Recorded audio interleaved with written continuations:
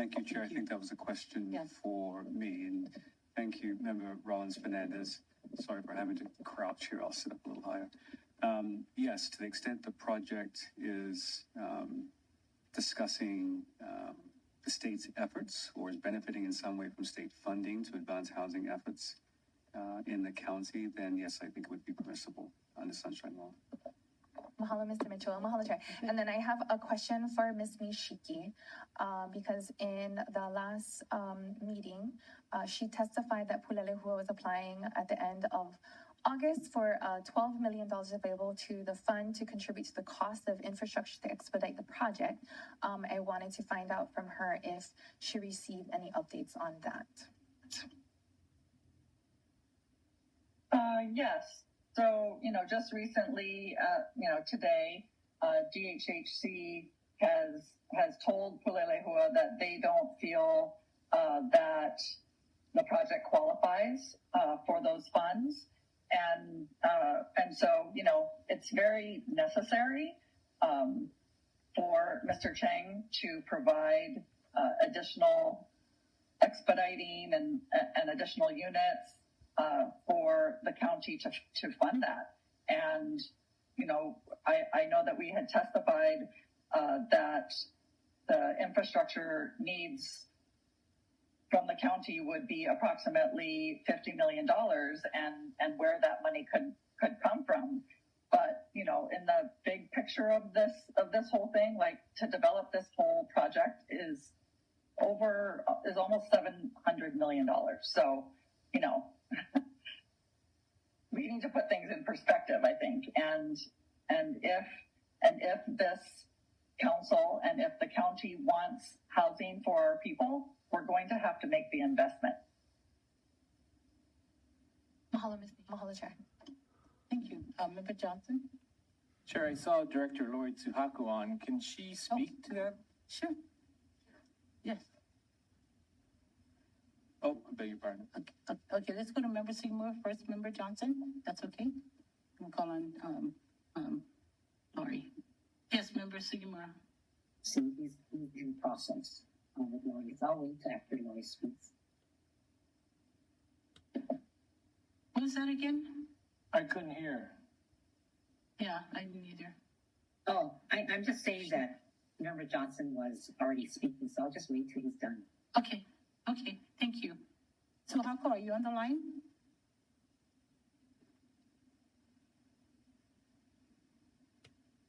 Chair, she is connected. I've just sent her a message asking for her to Come back. appear. I'll give her a call, Chair. Okay, give her a call. In the meantime, Member Sigmura, did you have a question? Yeah. So, thank you, Mr. Cheng, for being here. And so I just wonder if we did no additional units, you are ready to go, right? So If we you just did- left it as is. If you did no additional units, then about 50% would be market rate. And we are going with the 60 units for sale affordable. And then right now with the interest rates that it is, the affordable rental would not be economic at all. The interest rates have gone from 4% to 7% plus. And that knocks everybody out, basically. So that's a real problem. And forget about the rest. So that's the problem. In other words, in order for you to proceed today without the additional units, you would need how much more money? How much? Well, okay. So I wish I have an instant calculator to answer you, but I will try my best. I know that you're a numbers person. You've always been. The 60 is okay. The for sale is okay because we have the grant. We'll sell it and we'll get paid back from the sale proceeds, the balance of the cost, and that's okay. No problem there. The remaining 180 units is about 110 or 120 million. that will be the cost of the 180 units. That's what that will be. So we'll have to find a way to do that. And then now you go on to phase 2 and so on and so forth. I have some preliminary budgets, but I'm so concerned about price gouging coming up and labor shortage problems.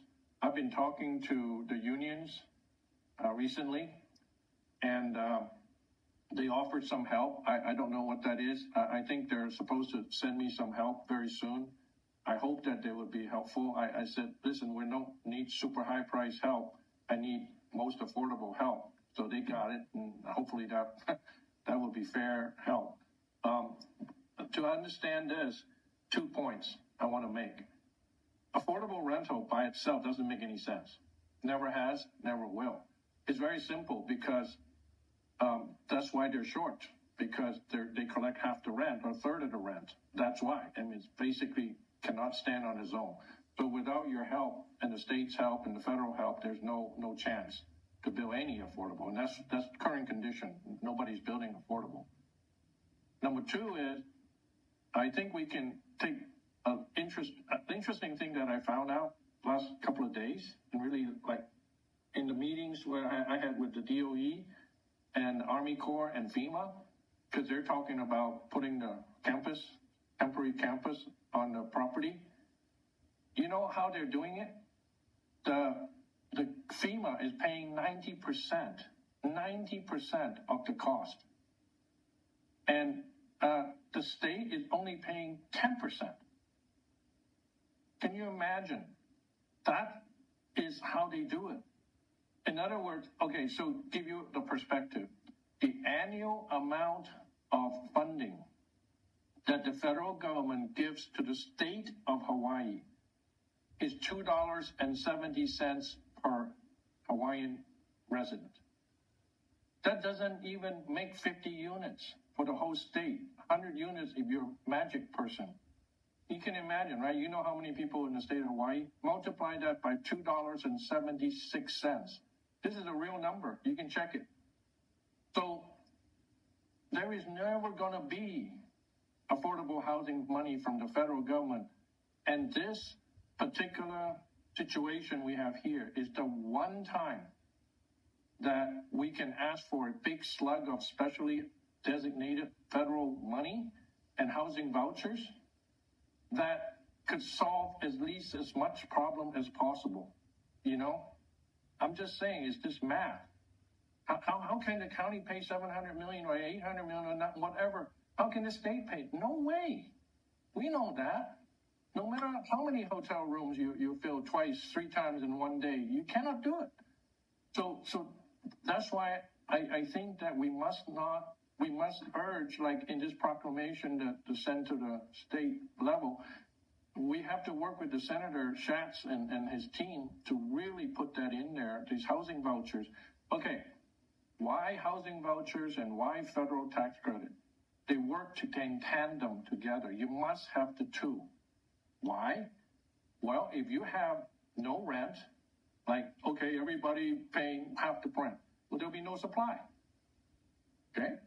If you have federal grant and no housing voucher, the people still cannot afford to rent because they lost their job, they lost their home, they lost all their equity. They don't even have a picture of their marriage left anymore. What in God's name, where are they going to have the money to buy anything or do anything? So the housing voucher, which is a stroke of a pen by HUD, they can issue the coupons, the vouchers, on a 20-year basis. They call it HAP, housing, HAP, it's happy, we'll call it whatever, HAP. They are using that for project financing in disaster zones because people ask the same question, well, who's going to come if I build it back? So they have this mechanism where the coupons are issued. Right now, if you go talk to housing, I think they have at the most 125 vouchers for the whole island. This is like that $2.76 business. It's a complete, you know what I'm saying? So Paul? Yeah. Yuki, could you restate your question about, like, specifically, are you asking how many units? So what I want to know is, right, I mean, I think by adding on all these additional units to get to 1,000 something, you now have a water problem and a wastewater problem, which is magnified. Although it sounds good, right? But you know, how are you going to solve that or get that approval is what I was wondering. And Mr. Chang's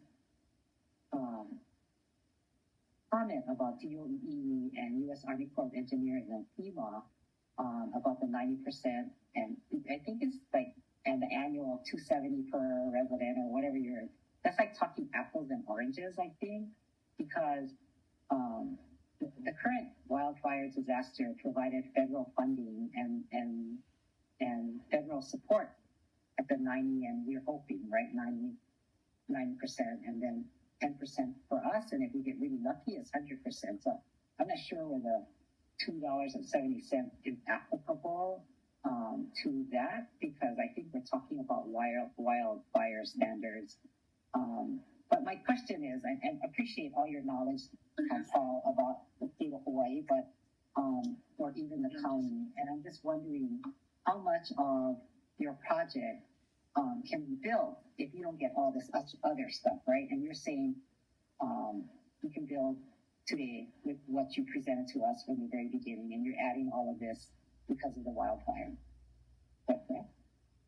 Well, I think what is being said is the project can continue as was previously proposed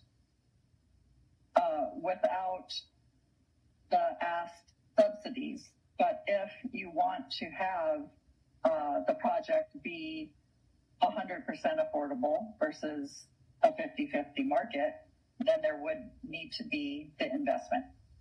And I think that because of the current economy in the high interest rate environment, it will be stringed out over 10 years or longer to build out the whole project. Because the project was viable when it was 4%. It's not viable right now. And certainly with the burden of affordable rental on top. And that's just it. And yeah, and they have water and they have sewer capacity. We already discussed that with DEM and DWS. That's not a problem. Okay, that's good. At the current rate, you could build today, and you have water and wastewater, but by adding on this additional, you need to get additional support financially as well as with water and wastewater, correct? I need to have access to the water, and the wastewater has already been given. So I just need a proclamation or council ordinance to lift that condition on the water. And actually, the wells that we have drilled will be contributed to the county. So basically, it's a swap of water. And okay, so I look forward then to hearing what Lori Tsubako has to say about all of this. Is she on now? So here's Laurie, I just got a note that you're going to be here till 3. So if you would just respond to what, yeah, I see her. So I'm just asking you to respond.